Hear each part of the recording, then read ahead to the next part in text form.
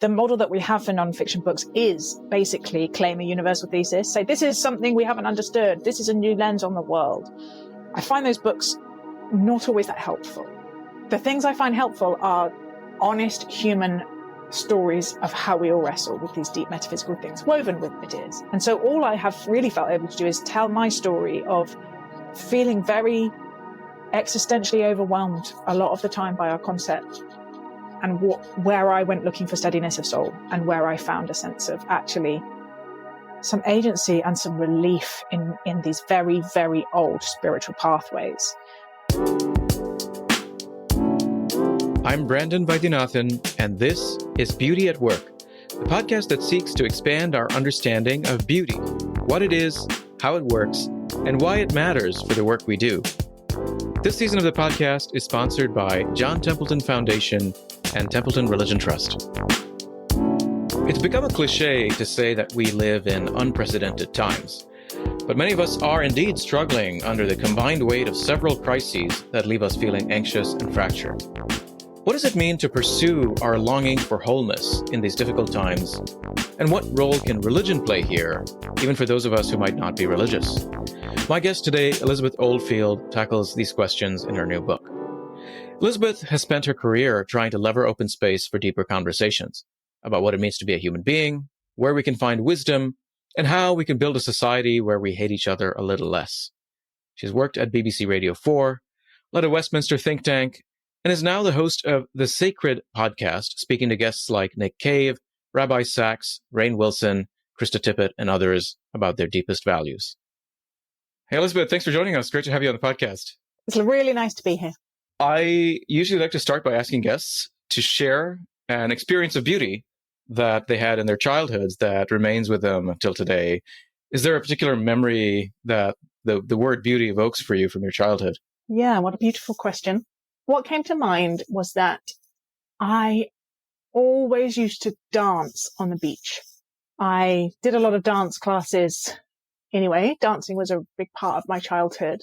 But every time I went to the sea or the beach, the expanse of wet sand just in front of where the waves come in would draw me with this very intense sense of needing to move in these kind of swooping and looping, non-choreographed, expressive dance moves kind of just on the edges of the sea. And it became a sort of joke in my family that we couldn't go anywhere near the seaside without me kicking off my shoes and needing to dance. And I don't know that before you asked me that question, I would have necessarily categorized that as beauty, but that is what came back to me in response to your question. What about it do you associate with beauty today? The embodiment, the sense of the awe-inspiring power of the sea, that the wildness of the natural world, and where it comes crashing up against civilization. And then it was from when I was quite young, sort of very unforced childlike response to it. Yeah. Was to want to be almost in sort of the kind of conversation that you're in when you're dancing. Yeah. It really strikes me that it's not just a participatory reception of beauty, but you're actively engaged in it, right? And so the response you have is almost a delight expressing itself in some kind of participation. Yeah. Yeah. Kind of responding to beauty with creativity, although that's not how I would have analyzed it at the time. But what the delight wanting to spill over in some way. Yeah, that's amazing. Great. Well, listen, I'm really delighted that you're able to join us. And I want to talk about this new book you've written, Fully Alive, which I highly recommend. I loved reading it a couple of times, actually. Really profound book. And I want to, for the readers and listeners and viewers who are not familiar with your work, could you say a little bit about your journey? I mean, you've had a really interesting career. You worked for the BBC. You started a religion think tank. Say a little bit about your story and what led you to write this book. That's not an easy question. Someone who cares a lot about stories, you could frame that in many ways. I think the thread of my life has been, ironically, an interest in stories, in the stories that shape us, and particularly in the kind of cultural narratives and the way they create imaginative space. They create the social imaginary, is what Charles Taylor says. Started off just like a nerdy, bookish child who read a lot of novels, told a lot of stories, just a sort of instinctive interest in stories, as many children have.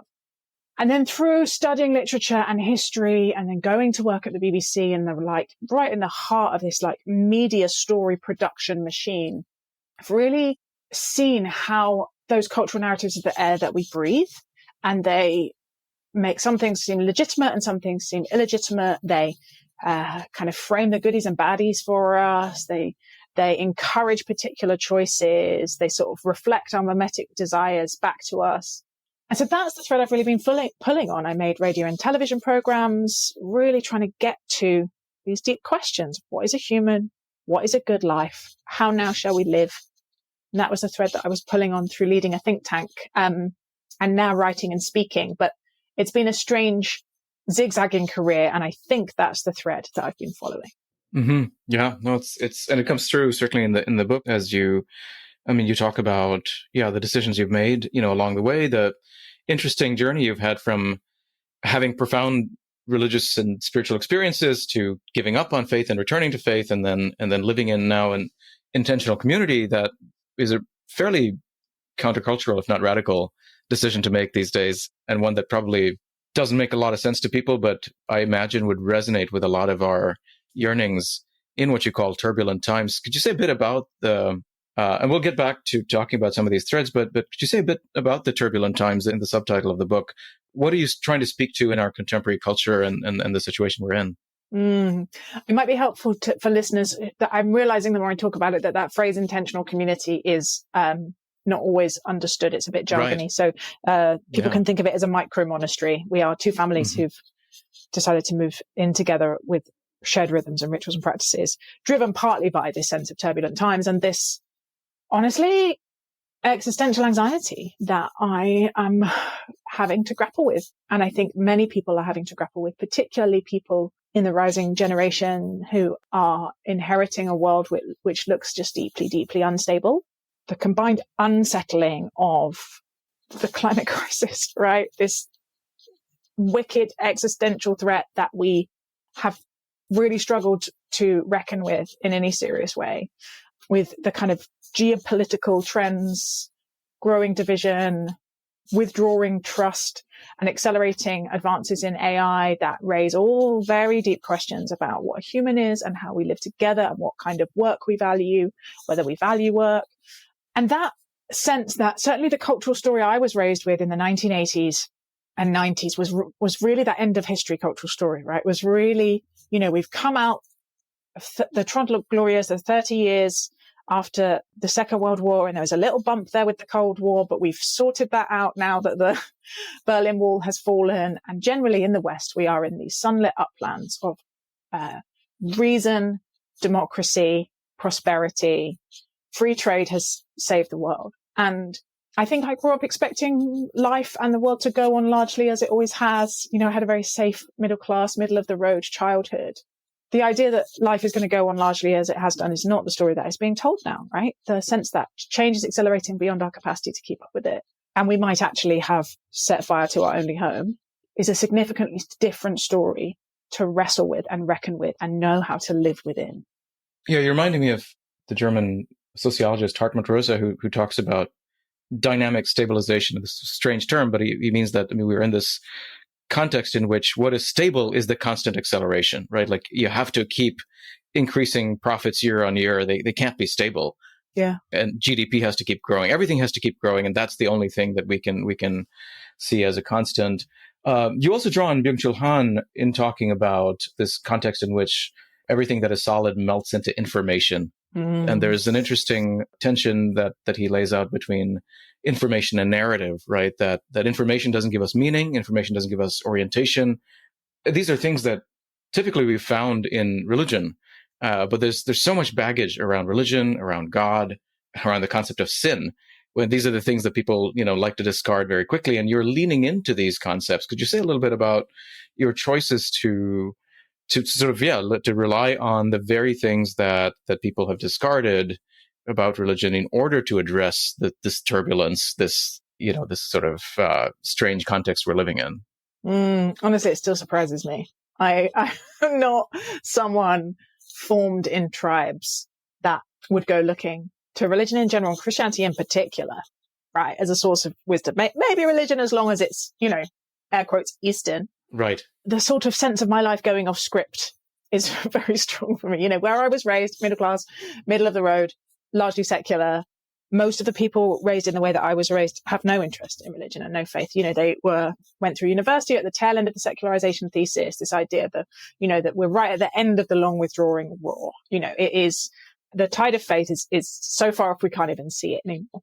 But this accident, or I don't know what you'd call it, this fork in the road in my life of being taken to a Christian youth festival by a friend's youth group and having a very powerful, ecstatic experience is the kind of sociologically acceptable way of putting it, has shaped everything else, maybe is the inciting incident in my story. And this sense that there is something beyond us, there is something beyond what we can see, that there is more to this world than just increasing my status, comfort, convenience, like aspiring to what, nice holidays and a fancy kitchen island and a nice job title, like that there is more meaning to be had, has really dogged me. And it's dogged me through attempting to be an atheist, having these major faith crises, deciding that only stupid people could possibly believe better, and then circling all the way back to finding it this surprising, humane, psychologically astute source of the wisdom that I think we might need right now.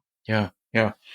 You talk about, your book is laid out as a journey from a series of polarities organized along the 7 deadly sins. Could you say a little bit more about the idea of sin as the human propensity to f things up, and like, why is the concept of sin perhaps useful to us today, especially people who are either tired of religion, who walked away from it, are done with it, or people who, may not even be interested in it, or people from other faith traditions, perhaps? Yeah. Are you saying that I'm allowed to swear? This is the first American podcast where they have not bleeped out the word. We'll probably bleep it out, but that's fine. Yeah. It was a big discussion with my American editors. The British edition has the full four-letter word in its glory, and the American one does not. Right. Yes. So, for the sake of your future editor, the human propensity to F things up is from Francis Spufford, who is this amazing, award-winning literary novelist. And he really set me on this journey of wanting to reclaim this concept, this, I think, kind of known and lived reality of human beings, that we mess stuff up, right? We break things. We can't call it the crooked timber of humanity. That's not what I'd inherited as the story about sin. I thought sin was of no use to us as a concept because it was either this hellfire and brimstone kosh to beat other people with, right? That it was about imposed guilt and shame and it was psychologically crippling.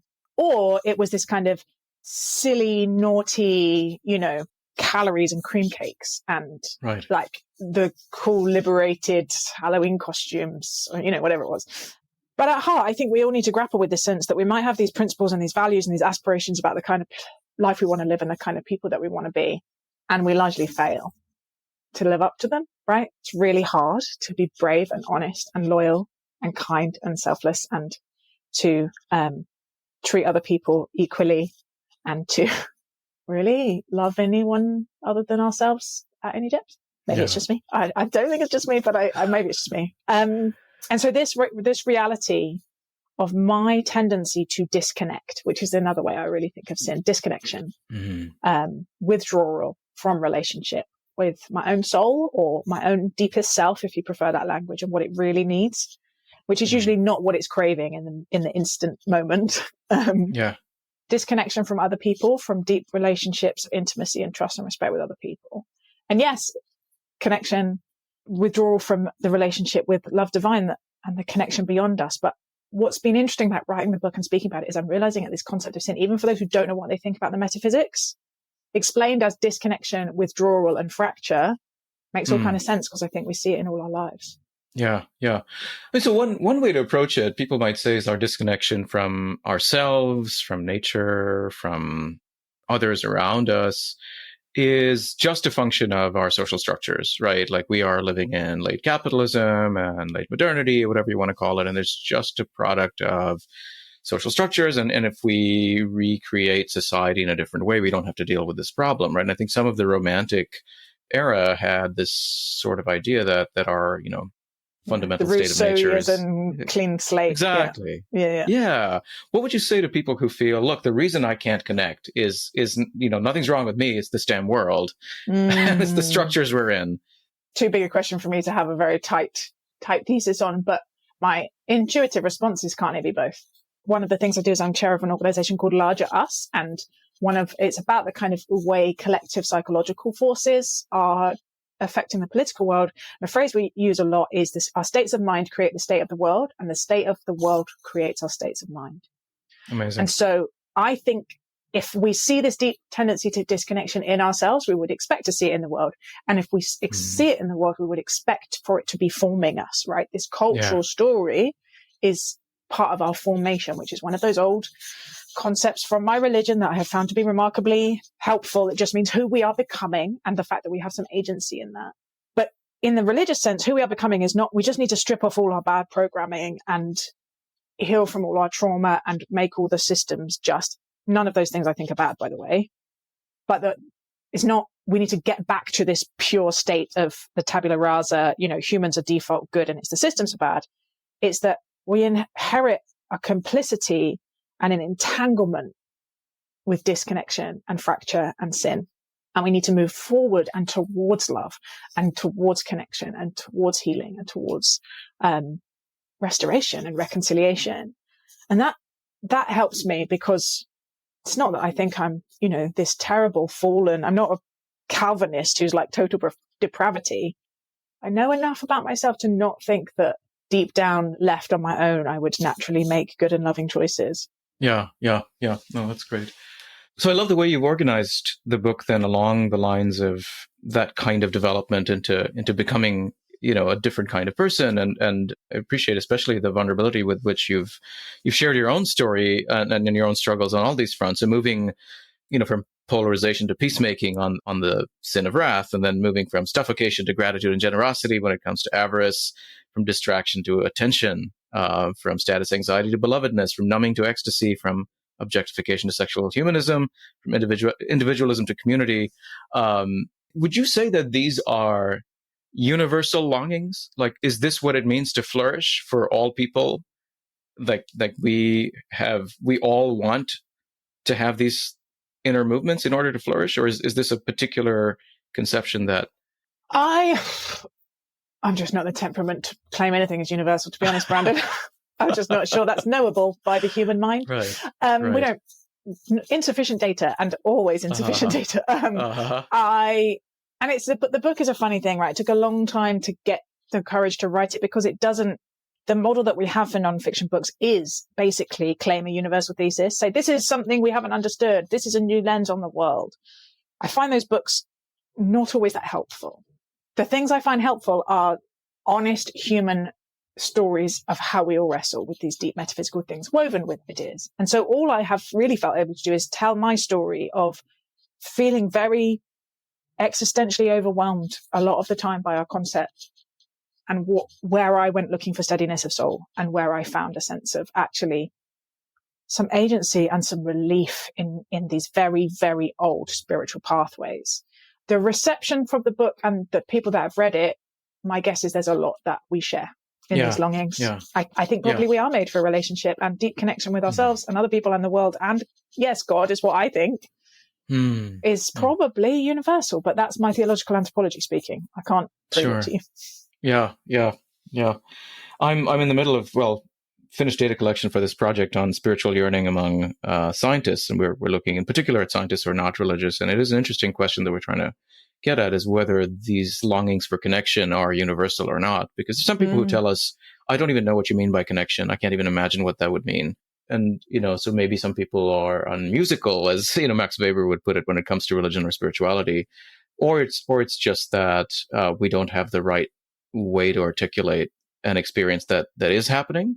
Yeah. So I would love you to go away and do this bit of work that I'm not qualified to do, which is that my current working hypothesis is it's about hemispheric formation. I am very influenced by the work of Ian McGilchrist, and I think that when I'm talking about connection and relationship and interdependence, it's a very right hemispheric model of the world. Mm. And he would say that's the master, right? That's designed to be the master. That hemispheric form of attention is designed to, and is able to give a more accurate picture of the world as it really is, right? This is key. We live in a world that is encourages left hemispheric forms of attention. And because of neuroplasticity, the more you use one form of attention, the more that strengthens and you lose touch with the other one. And for people who say, I don't even know what you mean by this connection, I would love to find some way to test. Have they had mainly left hemispheric forms of attention? Right. Yeah. And is it actually they've lost? Yeah, probably lost a connection with the mother tongue because of what they've been paying attention to, rather than it's not inherent in all of us. But obviously that is because I want to prove my thesis and I might be wrong. Yeah. Yeah. No, I think there's something to, I know Ian McGilchrist's work is a bit debated as to whether those hemispheres actually map onto how the brain really works, but I think there's something to that. I mean, there's some literature on absorption that Tanya Luhrmann has talked about in her work, and it seems that some people are more naturally inclined to spiritual experiences, but others can learn it as she did. And so it may be, this is a capacity that is underdeveloped. I think that's where I'm landing on it. And it's why the God bit is at the end of the book, because I want it to be useful to people who don't know what they think. Like most of my friends are atheists. I have a soft spot for them. I think there's wisdom here, even if the God bit is really an open question for you. But that it is, if you want to believe and currently don't, which more and more people are admitting to me, that the practices and the postures and the rituals are forms of attention that might actually make it easier to believe. It's not that it doesn't matter if it's true or not. It's that something about the way we pay attention changes what we're able to believe or not, what we rule in or rule out. That's a great stopping point for the first half of our conversation. Stay tuned for the second half next week, where Elizabeth talks about the power of community in shaping our spiritual commitments and how to move from polarization to peacemaking, from greed to generosity and gratitude, and overcoming our unhealthy individualism. To make sure you don't miss it, subscribe to our podcast if you haven't already, and please leave us a review. We'd love to hear what you think about the show.